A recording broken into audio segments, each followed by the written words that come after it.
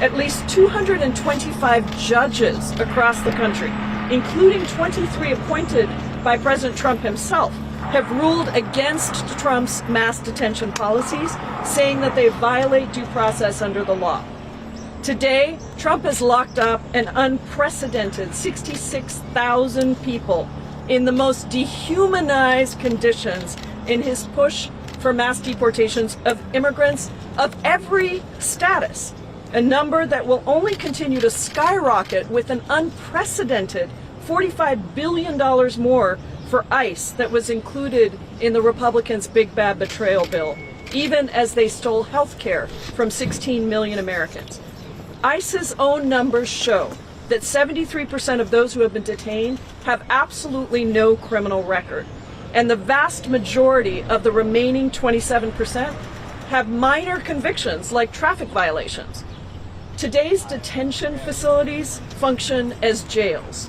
They deny due process, they disappear and move people from facility to facility to keep them from their families, to keep them from any legal representation that they may be able to get. They keep them in conditions that are rife with overcrowding, unsanitary and rotten food, and operate under no conditions at all, no standards, no accountability.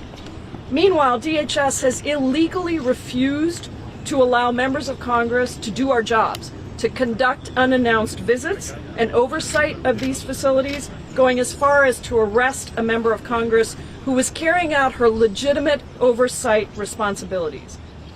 The crime of all of this is that the people who are being detained should not be detained at all. They are people with deep roots in our communities and are actively complying with immigration obligations and contributing to their communities. And for the vast majority of people, detention is simply not necessary. There's abundant research and past programs that show that community-based alternatives to detention and case management are the best means to ensure compliance with immigration proceedings at a fraction of the cost of detention. But instead, for-profit detention centers are minting money, and DHS is now handing out no-bid contracts to companies with zero experience and zero accountability, all to pad their profits at taxpayer expense. A shocking and record-breaking 23 people have already died in immigration detention just this year under the Trump administration. Not only is ICE not reporting these deaths as they are legally required to, they also seem to be flat-out lying about these cases. Chao Fang Gay died in ICE custody on August 5th.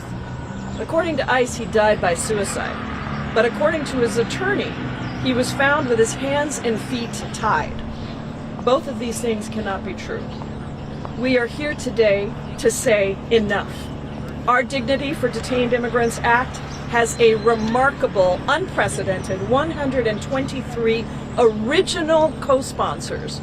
Before we've even introduced it, 123 co-sponsors, and it overhauls the detention system. It drastically scales back the use of detention. It ensures that every single immigrant who is in detention has their human and civil rights protected. Our bill also phases out the use of private for-profit detention centers. It prohibits the detention of children and families and makes it harder to detain primary caregivers and vulnerable people like pregnant women or seniors or workers who are whistleblowing on unscrupulous employers.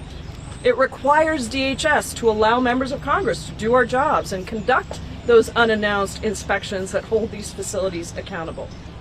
As an immigrant myself, who came to this country by myself when I was 16 years old with nothing in my pockets, now the ranking member of the Immigration Subcommittee in Congress, this bill and this issue is deeply important to me.